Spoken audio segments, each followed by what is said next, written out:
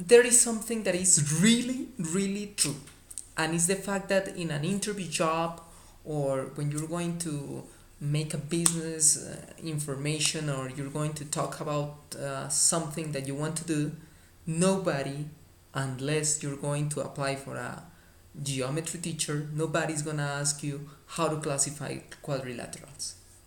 That's the truth. That is completely true.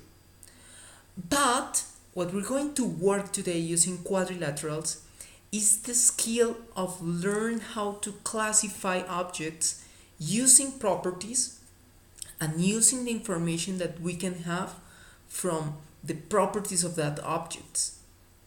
So pay attention not only to how to classify quadrilaterals, pay attention on how is it possible to take information from some objects to classify them and let them organize.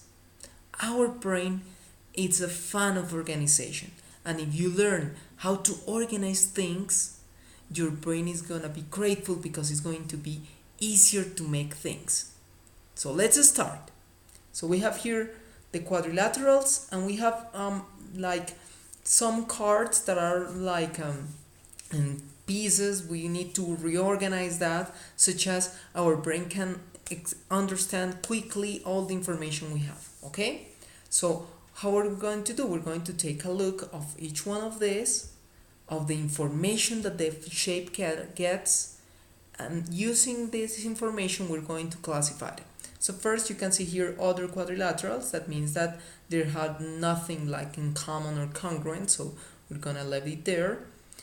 We have here the trapezoid, and we can see here that the trapezoid has two parallel sides. We have here the rhombus. The rhombus has four congruent sides. The rectangle just have four congruent interior angles. We have here the kite. The kite has two pairs of congruent sides.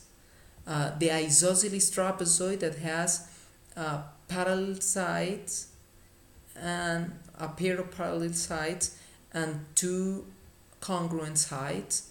And we have here the square that has four congruent angles and four congruent sides. And we have here the parallelogram that has two pairs of congruent sides. So we're going to start seeing how to classify. And look at here that the easy one is to notice that the trapezoid that has two parallel sides, so it should be related with the isosceles trapezoid, that is also a trapezoid but with two congruent sides. So a part, or like part of the trapezoids, there are many trapezoids, but one of these type of trapezoids is the isosceles trapezoid. Okay, and we're talking about one pair of parallel sides. Now you can see here that other quadrilaterals is like nothing in common, so we're gonna leave it here.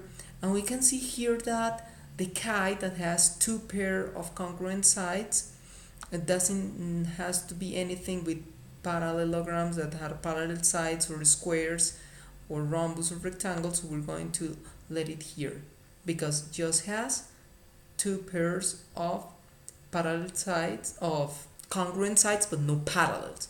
And here we have the parallelogram that has two pairs of congruent sides, of parallel sides. So the rectangle also has two pairs of parallel sides, so it's part of the parallelograms. The rhombus, two pairs of parallel sides, so it's part of the parallelogram.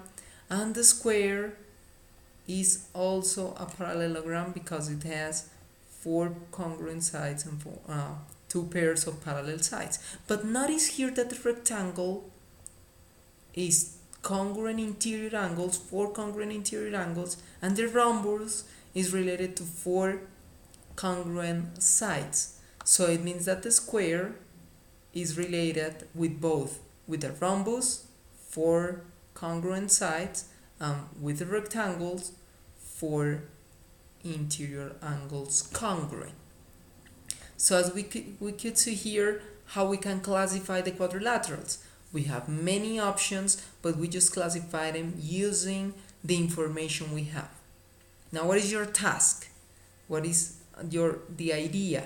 The idea is that you take all this information and define what we did to classify it. What I mean, okay, we have the first classification here, other quadrilaterals. So why we classified other quadrilaterals, what was the property or the characteristics we used. Then we comes the kite. The kite has some options that we talk about. I'm gonna repeat it, and you have to write, okay, why the kite is another classification of quadrilaterals. Then we have the trapezoids and the isosceles trapezoid, and what was the property or characteristic we used to classify the trapezoid.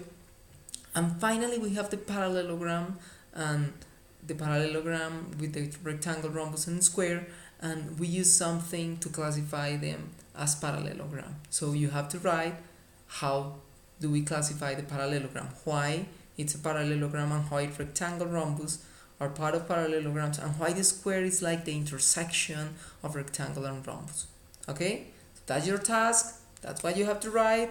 When you write it, if you like, send me a comment, a like, or tell me how we can understand how to classify stuffs, because the main idea is that your brain learns to classify because classify means easier to learn, and that will be easier to learn if you can classify the quadrilaterals and you can say the properties. It will be easier for your brain to remember each quadrilateral.